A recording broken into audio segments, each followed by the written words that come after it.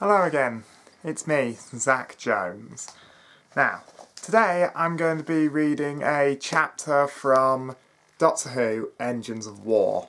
Now, I will be making two parts of this, so I'll be reading the first few pages of this chapter. This will be part 1, and then the next one will be part 2. Okay, now, sit back, relax, and get ready. It's about to begin.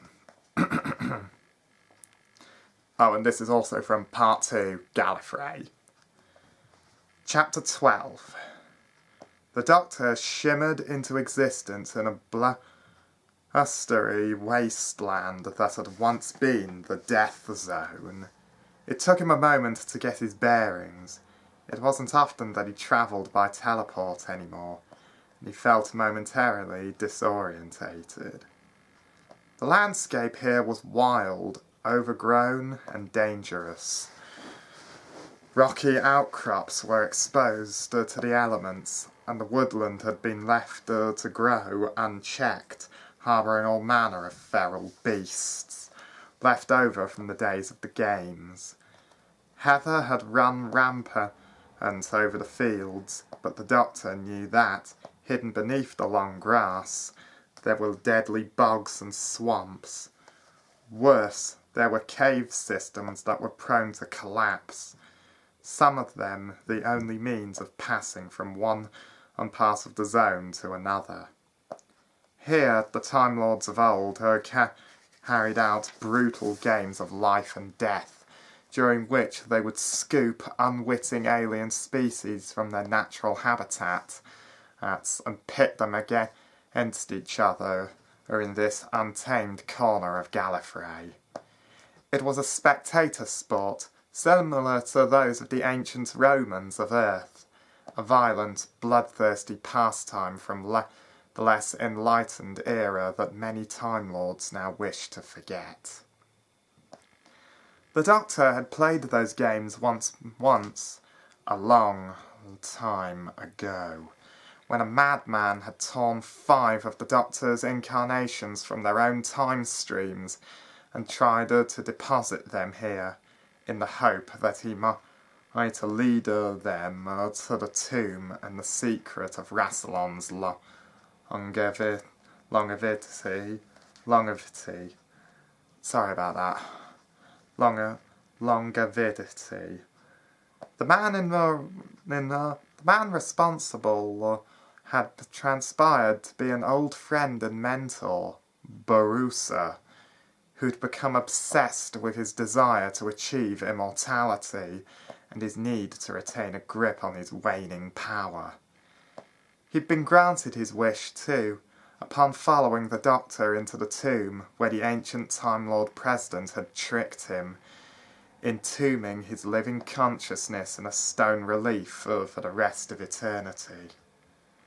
Rassilon himself had been resurrected in the early days of the war, encouraged to take corporeal form once again to lead the Time Lords in their crusade against the Daleks.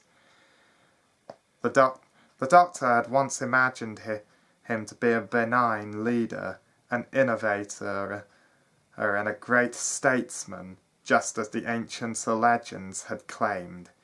But now he knew that Rassilon was just as flawed as any other Time Lord. Worse, his ideals were outdated, and his bloated sense of his own importance was the driving force behind his policies. In his own mind, Rassilon had become a god, able to do whatever he saw fit. The Time Lords had always preferred an autocratic society. They were overly fond of being told what to do. But what he had seen during the meeting of the High Council had convinced the Doctor, more than ever, that things were going badly awry. The only question was how he was going to successfully intercede. He turned up the collar of his coat and tugged thoughtfully at his beard. He emerged from the teleport at the foot of the tower, a tall, imposing structure that sat at the heart of the Death Zone. It was carved from slabs of dark, imposing granite, and crested with a finial in the form of a golden globe, intersected by a half-moon. It had to be one of the most unwelcoming places the Doctor had ever seen, its brutal architecture dating from those primitive days of Gallifrey's first forays into the stellar engineering that had granted them the power to step through time. Inside the tower was the former tomb of Rassilon. This had to be where the President had gone. But what was he up to? Why return to this place, where he had slept in peace for so many millennia, but it was now, surely, disused? Had Rassilon found another use for the place? Something he didn't wish to share with the rest of the High Council? The Doctor supposed there was only one way to find out. He risked incurring Rassilon's wrath, but, he reflected, it was already a little late for that, and he was curious now to discover exactly what this possibility engine was all about. He strode up to the tower, approaching the main gates.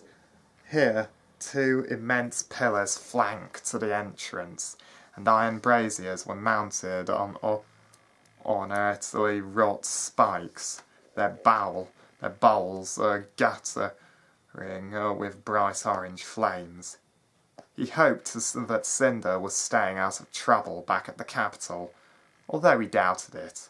She was probably giving Karlax hell. It was no more than he deserved. It would be good, however, if at least one of them didn't end up in a cell. With a deep breath, the Doctor crept inside. I'm afraid that's where we must leave it for now, ladies and gentlemen. But stay tuned, as part 2 of this chapter will be coming out soon. Right. I hope you enjoyed it, and stay tuned for part 2, coming soon. May the Force be with you for infinity and beyond.